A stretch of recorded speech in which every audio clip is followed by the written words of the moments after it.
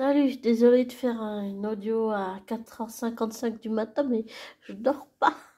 J'arrive pas. Je voulais revenir sur un audio que j'ai sûrement fait. On va dire que j'y vais avec un peu plus de recul. Désolée pour le bruit environnant. Si je parle pas fort et si je me bouche ou bien que je bois du thé, c'est juste que j'ai le nez bouché. Et si je tousse... pardon. En fait, je voulais juste pour le plaisir revoir l'épisode 6 final de la saison 1 de Loki. Pardon. Et avec le recul,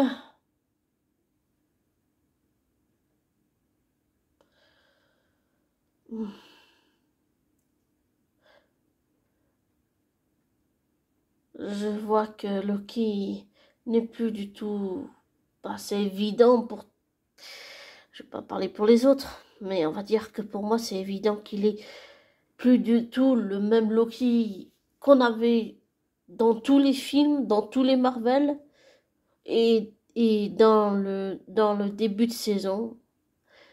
C'est un Loki tellement différent, c'est l'opposé de Sylvie, il est tellement différent. Et il m'a fait beaucoup penser à Thor et à Oda et surtout à Thor parce que c'est son frère adoptif. En fait, c'est dans le sens où pour moi ça confirme un peu ce que j'avais comme intuition depuis quand j'avais vu la fin de l'épisode 6 la première fois. Euh, Il ressemble à Thor, je trouve, vraiment énormément dans ses comportements, sa gestuelle, dans ses émotions, dans son interaction avec les autres. Il essaie toujours, il a essayé de raisonner Sylvie, même si on voit qu'à la fin de la saison, il n'y est pas arrivé, il a essayé de raisonner Sylvie. Et comme Thor a toujours essayé de le raisonner lui, Loki, quand il faisait des conneries et qu'il le trahissait à chaque fois.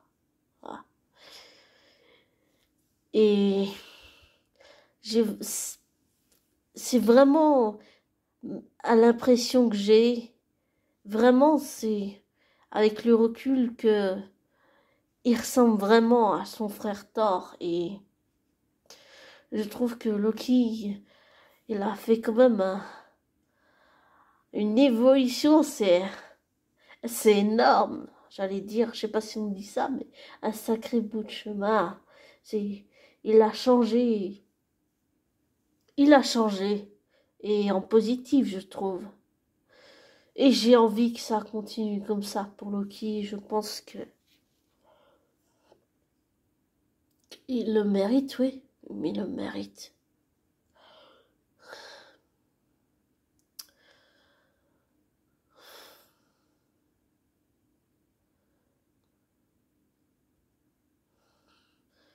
Et si on va dans le parallèle, eh ben, j'ai fait des tas de choses que j'aurais pas dû, comme lui.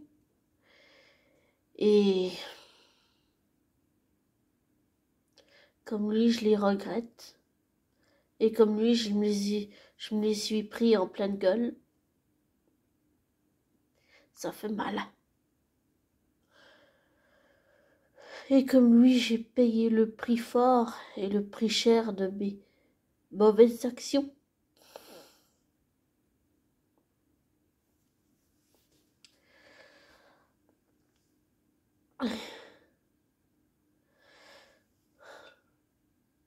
J'arrive pas à dire pourquoi, mais Loki, il est unique en son genre, il est spécial, il est spécial. Et il a une psychologie structurée de telle manière que t'arrives pas, au début, t'arrives pas à percer ses défenses. La première fois que j'ai vu Loki, je le haïssais, je le méprisais.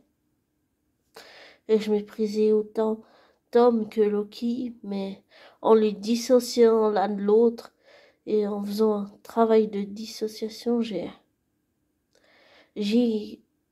va dire, c'est différent, c'est différent.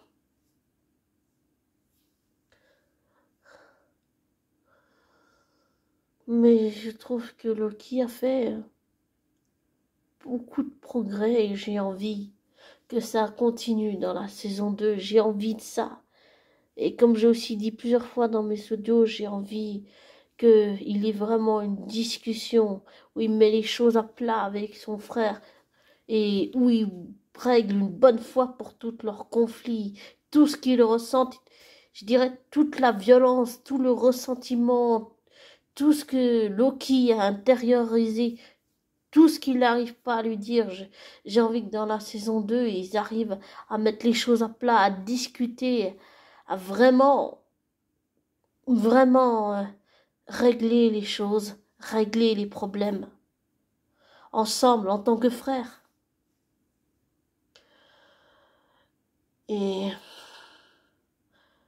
ce sera encore une plus belle évolution pour Loki, c'est ce que j'ai envie. Je sais pas si j'arriverai à pardonner que Sylvie ait fait souffrir notre Loki préféré. Enfin, je dis non parce que j'ai bien compris qu'il y avait une fanbase de fans de Loki très importante et très inconditionnelle ou très forte.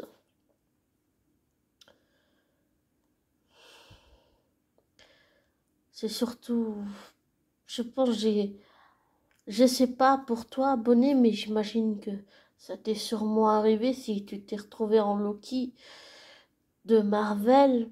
Enfin, je sais pas. Après, tu me diras si c'est plus en Loki des Nordiques ou Loki bah, qu'on connaît des films Marvel. Mais je vais pas parler pour toi. Mais je vais te dire que pour moi, Loki a fait quand même une longue route, vraiment une longue route pour arriver du Loki qu'on connaissait tout à je veux le trône à Loki, je veux pas le trône, je veux juste le bien-être des autres, je veux mon bien-être et je veux aider les autres et, euh, j'ai un ami sur qui je peux compter. Et bien sûr, B15 évidemment. Mais je pense aussi, si on va dans le psychologique, que avec le recul et l'épisode que je viens de voir, Sylvie elle a utilisé la psychologie. Je pense qu'elle n'a pas la même psychologie que notre Loki. Je pense qu'elle a une psychologie différente de lui. Elle a utilisé, je dirais qu'elle l'a, bah oui, elle l'a utilisé carrément, clairement, hein. Elle l'a utilisé, mais psychiquement, psychologiquement, là, et aussi elle l'a utilisé en retournant, comme il parlait, Loki disait la dague. Eh ben, elle a retourné la dague de l'amour, elle l'a retournée contre lui, en fait. Et même si j'aime beaucoup Loki, comme j'avais aussi dit dans un autre audio, même si j'aime beaucoup Loki et que ça n'excuse pas ses crimes atroces, c'est horrible. Je,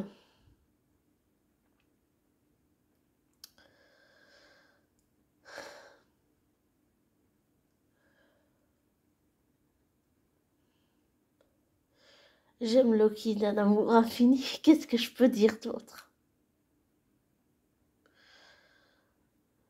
Que j'ai tendance à peut-être lui passer tout, lui pardonner tout. Mais frère, souffrir les gens, ça, c'est quelque chose qu'il a fait. Ça, je sais pas si ça, par contre,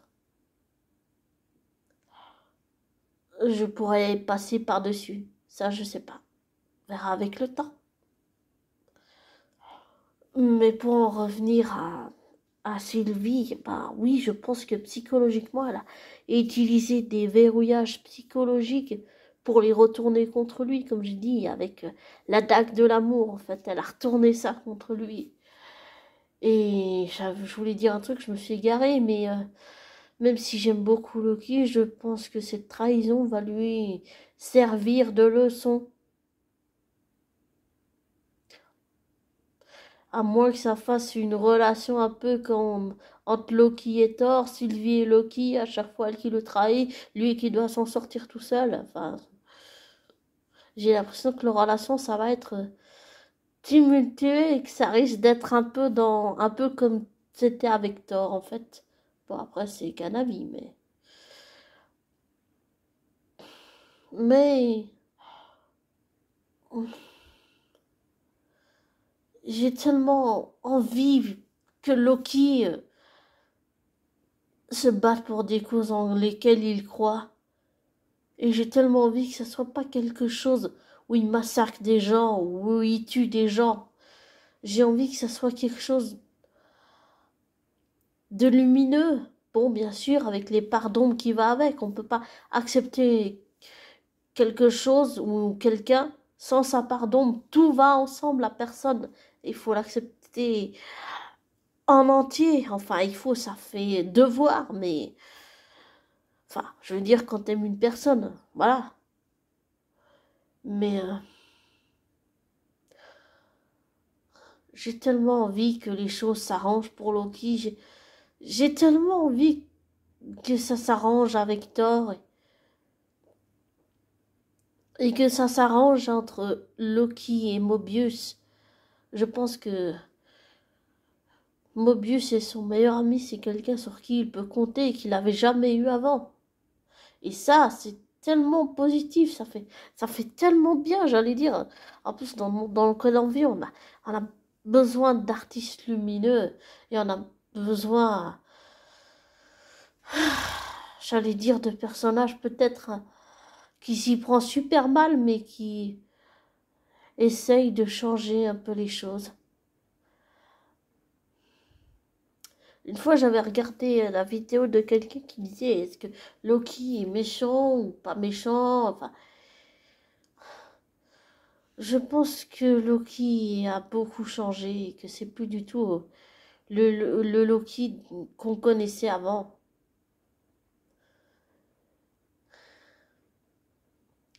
Avant, j'ai plutôt l'impression que Loki était coupé de ses émotions.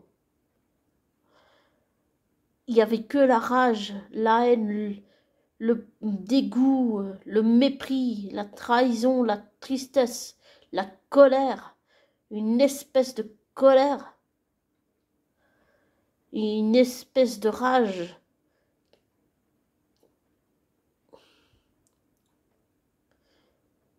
qui l'a, je dirais, qui n'a pas détruit seulement sa famille, mais la personne que ça a plus blessé, je pense que c'est Loki. Souvent, quand on détruit les autres, la personne qu'on blesse le plus, c'est nous-mêmes. Je le dis, on va dire, par expérience. Je l'ai fait aussi, alors j'ai une petite idée de ce que ça fait et j'imagine que toi aussi, abonné, si tu l'as vécu, tu as une petite idée de ce que Loki peut ressentir aussi. Et ça fait pas du bien de réaliser que on n'a pas seulement détruit les autres, mais qu'on s'est détruit nous. Et que la personne qu'on a plus blessée, c'est pas seulement les autres autour de nous, mais c'est nous-mêmes. Ça fait très mal. Et je pense que Loki, il a réalisé à quel point il a blessé ses proches, à quel point il a fait du mal, à quel point tous les remords, toutes les choses sous-jacentes qui étaient sous le tapis, en fait, d'une certaine façon, bah, il a ramassé, il s'est tout pris en pleine gueule, en fait. Il a ramassé tout ce qu'il avait fait dans tous ses actes, il l'a repris en pleine gueule. Voilà. Et j'espère que sa trahison, enfin que Sylvie qui l'a trahi, ça va lui servir de leçon. Voilà. Et j'espère qu'il pourra guérir. Je sais pas si j'arriverai un jour à aimer Sylvie, mais la première fois j'avais une intuition et quand je l'ai dit, personne m'a cru. Mais c'est pas grave. Mais mon intuition s'est confirmée, puisqu'elle l'a trahi.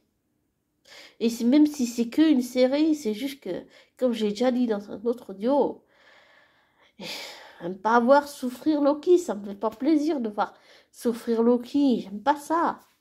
J'aime pas ça, hein. J'aime pas. J'ai envie qu'il guérisse, j'ai envie qu'il réussisse. S'il pouvait se tenir loin de madame, ce serait encore mieux, mais bon. Il est tellement amoureux d'elle et aveuglé par l'amour qu'il a pour elle, enfin, que je doute qu'il le fasse. Et s'il la cherche pour essayer de réparer son erreur, il va avoir du travail. Mais je trouve qu'il a du cran, il a du cran. Et quand je dis qu'il me fait penser à Thor, c'est toujours essayer de raisonner l'autre pour essayer de trouver une autre solution que l'affrontement. Et c'est en ça qui m'a fait et qui me fait toujours beaucoup penser à Thor. Je sais pas, je trouve que Thor, d'une certaine façon, a déteint sur Loki. Voilà. Et que Loki, ben, il s'est pas rendu compte que son frère était en train de déteindre sur lui et qu'il l'influençait en fait. Et toutes les fuites, toutes les souffrances, tout, là, il s'est ramassé tout en pleine gueule. Maintenant, je sais pas comment ça va aller dans la saison 2, mais j'ai appris qu'ils sont actuellement là, en ce moment où je parle, en train de tourner la saison 2. Donc, c'est sûr qu'on aura bientôt la saison 2. Mais c'est impressionnant. Et puis aussi, même s'ils ont beaucoup travaillé avec les cascadeurs et les cascadeuses de la série, j'ai beaucoup aimé le combat entre Sylvie et Loki. J'ai beaucoup aimé. Ça, c'est un de mes trucs préférés. Le combat. J'ai adoré la scène du combat. C'est, bah, j'aurais bien être à son place et manier l'épée, moi aussi. J'adore tout ce qui est le combat au corps à corps, comme j'allais dire le Krav Maga, mais ça c'est un ex petit ami qui faisait du mode Krav Maga, mais j'adore les sports de combat. C'est comme le, le judo, le karaté, les arts martiaux. J'adore les arts martiaux. Ah ouais, ça j'adore. C'est vraiment super. Mais j'ai envie de dire que Loki, j'ai pas d'attente pour la saison 2. J'ai juste dit ce que je souhaitais pour Loki, mais c'est pas vraiment pour moi, c'est pas des attentes, c'est juste que j'ai envie ce qui se passe pour lui, c'est tout. C'est ce que je lui souhaite. Mais j'ai pas vraiment d'attente pour la saison 2, j'en ai pas parce que bah, comme ça t'es pas déçu déjà et puis parce que j'ai envie de voir comment les choses vont aller et parce que bon parce que j'en ai pas envie et parce que je pense que Loki là maintenant elle a suffisamment d'emmerde sans que je lui mette sur le dos des attentes en plus. Les autres peuvent en avoir mais j'en ai pas envie d'en avoir parce que bon, je trouve que ça sert à rien, non, ça sert à rien. Ça crée de la frustration pour rien. Désolée, mais après chacun ressent les choses comme il le ressent au fond de lui, différemment. Enfin, c'est... Ah, je trouve que Loki, Il a tellement changé, tellement changé. Ah, ça me fait du bien de voir Loki très différent, très différemment.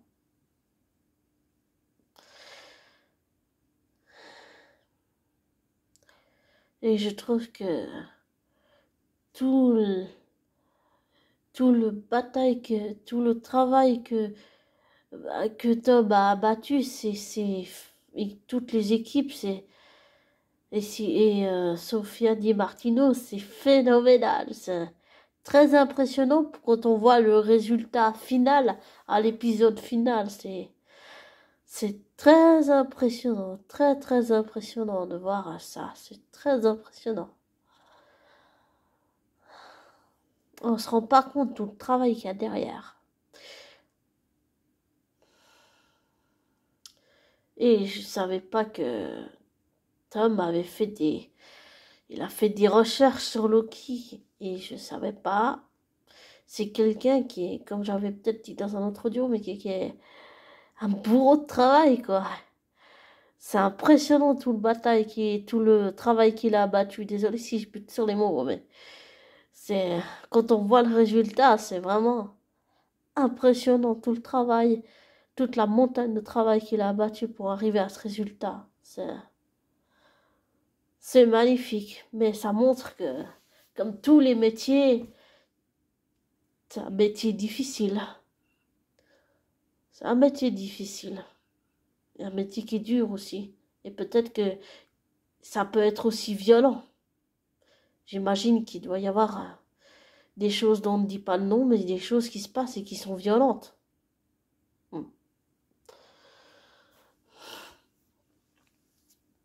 Maintenant, je voudrais juste revenir seulement sur...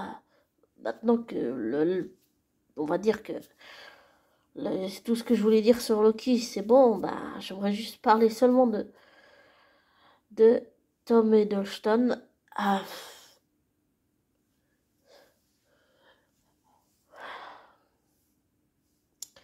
j'avais dit dernièrement dans un audio que...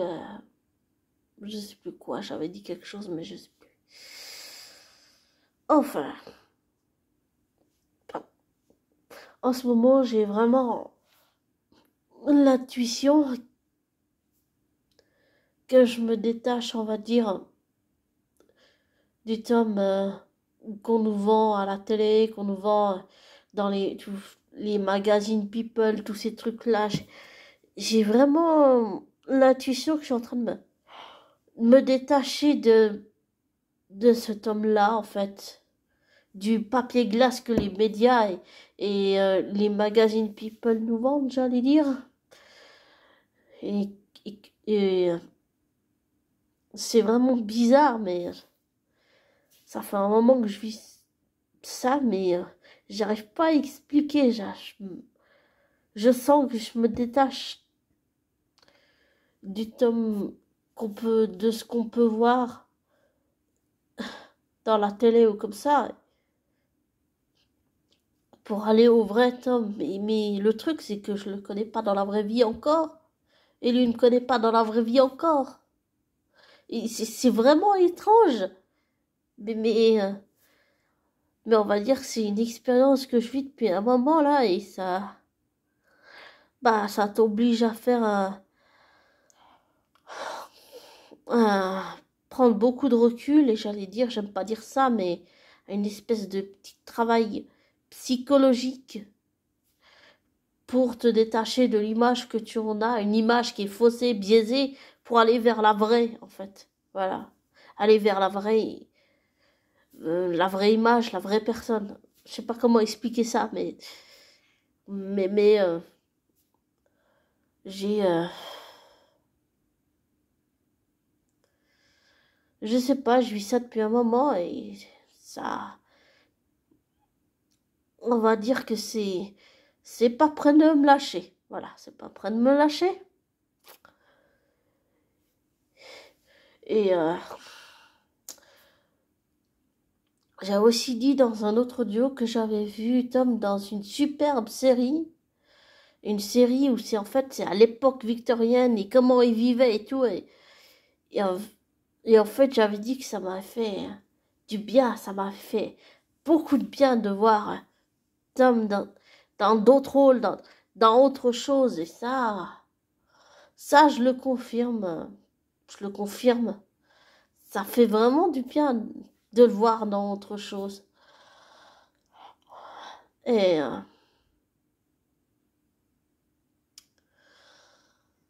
et qu'est-ce que je peux dire d'autre? Que je lui souhaite le meilleur, que malgré les coups durs que la vie peut donner parfois, ou ce qu'elle nous donne et puis ce qu'elle nous reprend, de, pardon pour les bruits, mais j'ai le débouché, de, de continuer à, j'allais dire, à être lui-même, sans filtre, et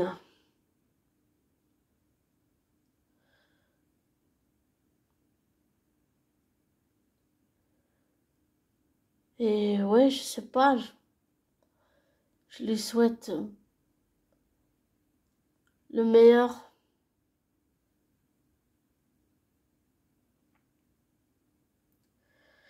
Et que qu'il profite de la vie, qu'il profite de tout ce que la vie peut offrir et que parfois on voit pas les choses négatives qui nous arrivent, on les voit comme quelque chose de négatif, mais on les voit pas comme un cadeau en fait. Et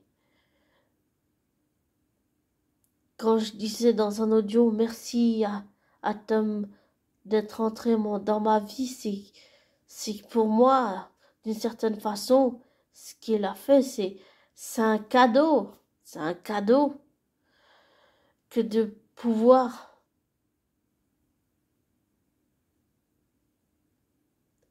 le voir différemment et, et de pouvoir voir tout le chemin qu'il a fait. C'est dingue.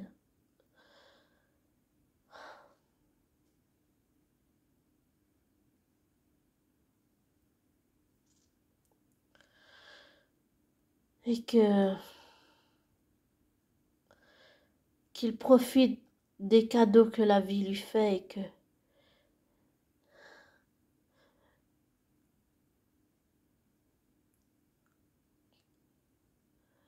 il allait dire, comme dit la chanson de Corneille, on vit chaque jour comme le dernier.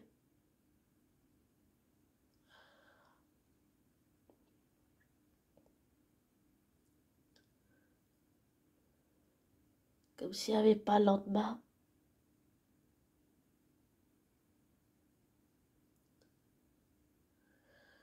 Enfin voilà. En tout cas,